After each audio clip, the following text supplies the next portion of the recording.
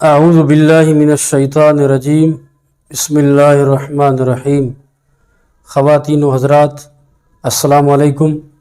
अॼु अवां जे ख़िदमत में नबी करीम सल्लल्लाहु अलैहि वसल्लम जे ज़िंदगीअ जे अहम पहलू बतौर मुर्स जे पंहिंजे घर वारनि सां रवैयो, इन हवाले सां कुझु गुज़ारिशूं अवां जे ख़िदमत में अर्ज़ु करणियूं आहिनि।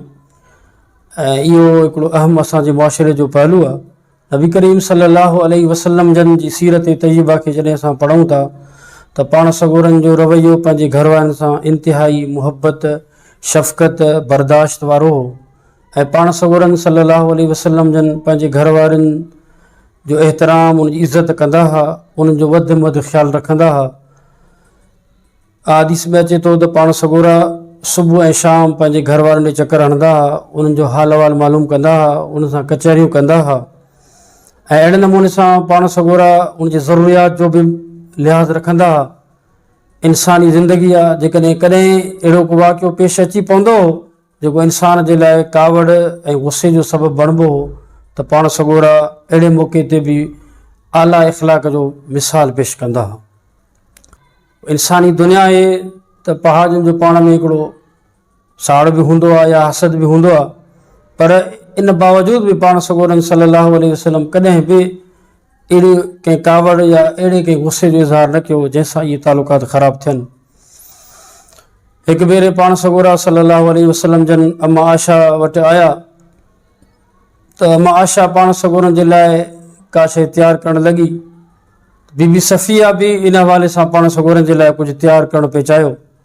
ऐं बीबी सफ़िया इन हवाले सां वॾी माहिर हुई, खाधे पीते पचाइण जे हवाले में ॿियूं औरतूं बि उनजी इन हैसियत खे मञींदियूं हुयूं।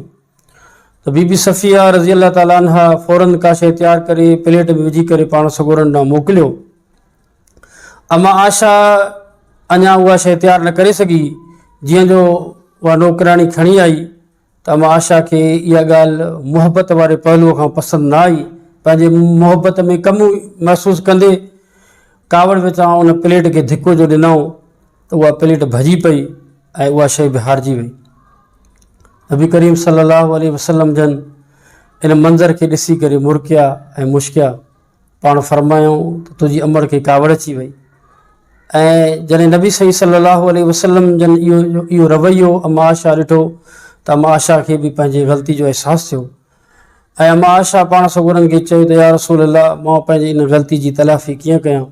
पाण सगोरनि फरमायो त प्लेट जी जाइ ते प्लेट ऐं खाधे जी जाइ ते खाधो। पोइ बीबी आशा रज़ी अल्लाह ताला अन्हा नबी करीम सल्लल्लाहु अलैहि वसल्लम जे चवण मुताबिक़ बीबी सफ़िया ॾांहुं प्लेट मोकिली ऐं पाण सगोरनि खे उहा शइ पचाए खाराई। इन वाक़े मां असांखे महसूसु थो थिए त तव्हां ॾिसो त पाण सगोरा सल्लल्लाहु अलैहि वसल्लम जन कीअं घर वारनि जो ख़्यालु रखंदा हुआ। हालांकि इहा हिकिड़ी कावड़ जी जाइ हुई, कावड़ जो मौक़ियो हो, चांद करे सघंदा, पर पाण सगोरनि पंहिंजे इख़लाक़ जे ज़रिए इन वाक़े खे बि हिकिड़े ख़ुशगवार माहौल में तब्दील करे छॾियो। अहिड़े नमूने सां असां ॾिसूं था त नबी करीम सल्लल्लाहु अलैहि वसल्लम जन पंहिंजे घर वारनि जे साहेड़ियुनि जो बि ख़्यालु रखंदा हुआ, सिर्फ़ु उन्हनि जो न। तव्हां ॾिसो बीबी ख़दीजा पहिरीं घरवारी नबी करीम सल्लल्लाहु अलैहि वसल्लम जी, जॾहिं उहा दुनिया मां रुख़सत थी वई त पाण सगोरा उनजे साहेड़ियुनि जो बि ख़्यालु रखंदा हुआ। जॾहिं का सुठी शइ पचाईंदा त उन्हनि ॾे बि मोकिलींदा हुआ ऐं वक़्तनि ब वक़्तनि उन ॾे तोहफ़ा तहफ़ मोकिलींदा हुआ। इहे इन सीरत में असांजे लाइ हिकिड़ी रहनुमाई आहे त असां बि पंहिंजे घर वारनि सां अहिड़ो रवैयो हलूं ऐं उन्हनि जे साहेड़ियुनि जो बि ख़्यालु रखूं। अलाह साईं खां दुआ आहे त अलाह साईं तव्हां असांखे अमल जी तौफ़ीक़ अता फ़रमाए। वाख़िर दाअवाना।